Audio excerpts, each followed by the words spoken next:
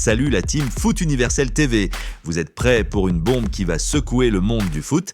Imaginez un gamin de 20 ans formé dans les usines à champion de la France qui dit non merci à la Fédération française de football pour embrasser les couleurs de son pays natal, pas n'importe quel pays, le Sénégal, champion d'Afrique en titre, les Lions de la Tanière.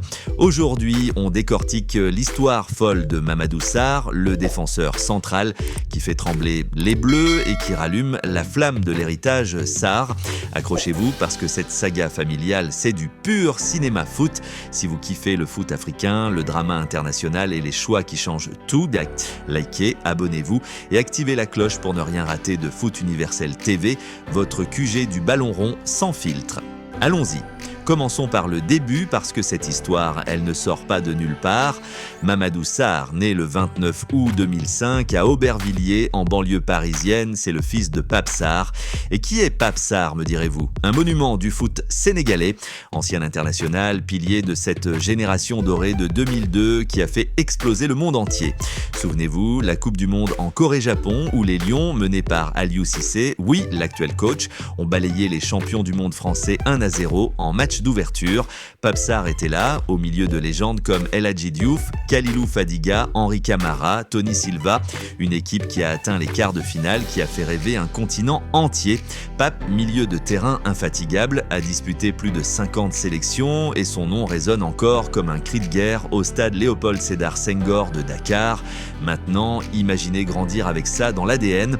Mamadou, binational français-sénégalais, comme tant d'autres pépites de la diaspora, a été bercé par ses récits. Des soirées famille devant les replays de 2002, des maillots Lyon cousus main.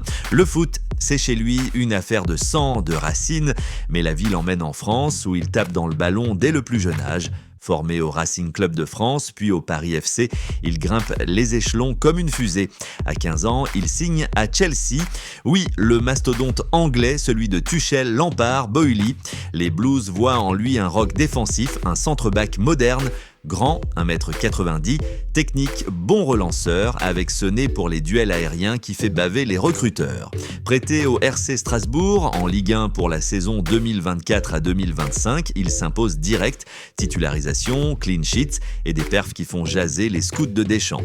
En 10 matchs de Ligue 1, il affiche une moyenne de 2,5 tacles par match, 85% de passes réussies et 0 but encaissé lors de ses 3 titularisations consécutives en octobre. Les stats ne mentent pas, ce gamin est un phénomène. Mais voilà, le foot, c'est pas que des stats, c'est des choix, et là ça devient épique. Depuis ses 14 ans, Mamadou porte le maillot bleu en sélection jeune. U16, U17, U19, il enchaîne les tournois, les qualifications pour l'Euro et même des capitanats. La Fédération française de football, FFF, le voit comme un futur pilier de la défense tricolore, avec la concurrence féroce, Saliba, Upamecano, Konaté et les jeunes comme Gusto ou Sildilia. Ils savent que chaque roc compte, surtout après les déboires post-2022 où les Bleus cherchent à rajeunir leur arrière-garde. Mamadou, avec son passeport français et son CV impeccable, c'est le profil parfait, local, fiable. Et avec ce petit truc en plus, cette élégance dans les relances qui rappelle Varane à ses débuts, mais le Sénégal veille. Le sélectionneur Pape Thiaw, un autre nom qui claque, ancien milieu défensif des Lions, n'est pas du genre à lâcher un talent. Pour les matchs amicaux de novembre 2025 contre le Brésil, un choc de titans et le Kenya, il balance sa liste. Et bam, première convocation pour Mamadou Sarr en équipe A sénégalaise. Pas une surprise totale, les rumeurs couraient depuis des mois, mais c'est officiel et ça tombe comme une sentence pour la FFF. Selon les infos exclusives de l'équipe, notre bible du foot français, la fédération a tout tenté pour le retenir. On parle d'un véritable siège, des appels, des réunions, des promesses chuchotées. D'abord, Marc Keller, membre de l'instance dirigeante de la FFF et président du RC Strasbourg.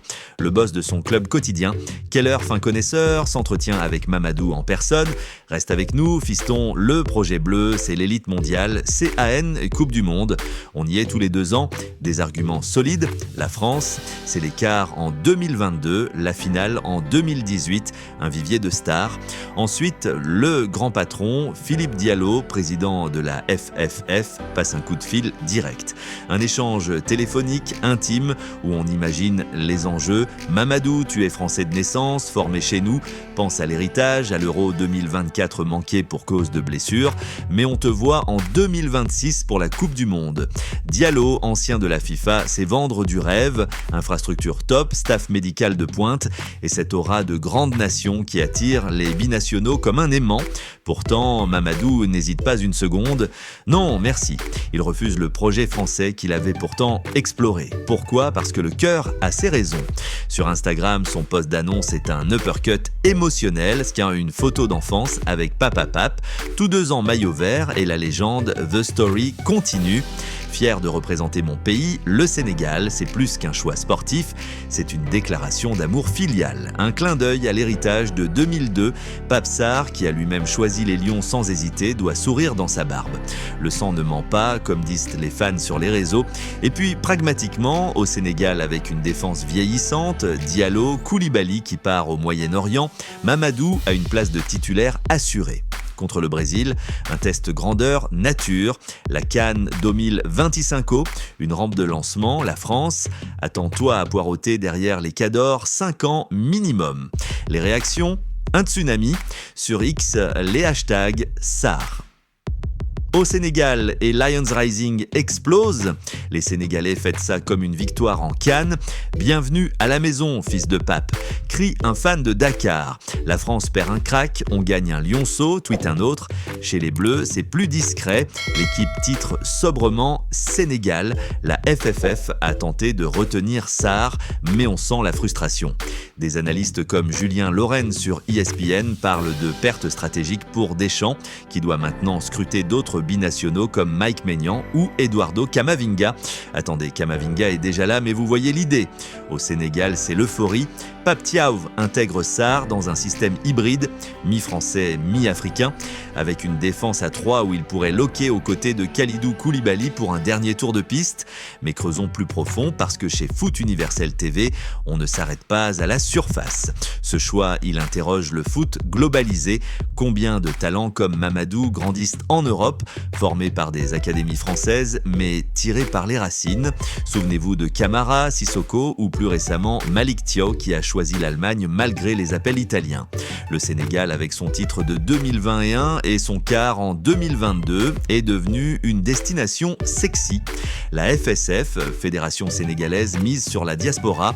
70% des joueurs des Lions sont nés ou formés hors Afrique. C'est une force, mais aussi un débat. Et les locaux, des cracks comme Sadio Mané ou Ismaïla Sarr, pas de lien familial, montrent la voie, mais il faut équilibrer. Pour Mamadou, les défis sont immenses. Pression familiale, comment égaler Papa Pape qui a soulevé des foules entières. Pression médiatique, à Dakar, un faux pas et c'est la tanière en ébullition. Tactiquement, passer d'un Strasbourg fluide à un Sénégal physique, c'est un saut.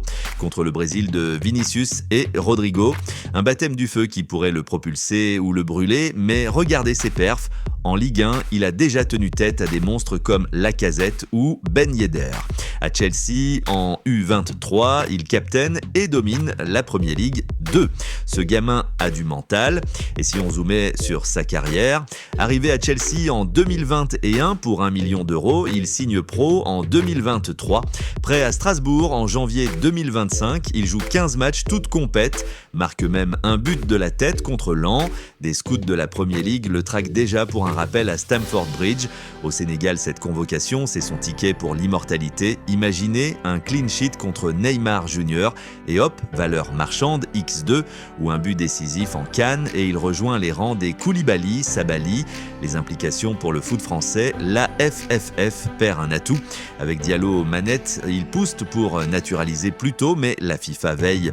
Une fois choisi, c'est irréversible. Sa force Deschamps a misé sur des pur sang comme Lucas Beraldo ou Tanguy Nianzou, mais Mamadou, avec son gabarit et sa vision, c'était du prêt-à-porter. Pour le Sénégal, c'est jackpot, avec Ibrahim Mbaye, l'autre recrue récente de Boca Juniors, la défense se renforce. Thiaw rêve d'un bloc impénétrable pour la CAN au Maroc en 2025. Et les fans? Sur Instagram, Mamadou a 150 000 followers et son post convocation fait 50 000 likes en 24 heures. Des commentaires déferlants, fier de toi, continuation de l'histoire, de la part d'El Hadji Diouf lui-même. Pape Sarr, discret, poste une story avec un lion emoji. C'est beau, c'est brut. Alors, Team Foot Universel TV, qu'est-ce que vous en pensez? Mamadou Sarr a-t-il fait le bon choix? La France pleure-t-elle un génie perdu? Ou le Sénégal gagne-t-il un futur capitaine? Dites-le moi en coms, débattons. Si cette vidéo vous a fait vibrer, smash le like. Partagez avec vos potes Lions et abonnez-vous pour plus de scoops foot africains, analyses brûlantes et interviews exclusives.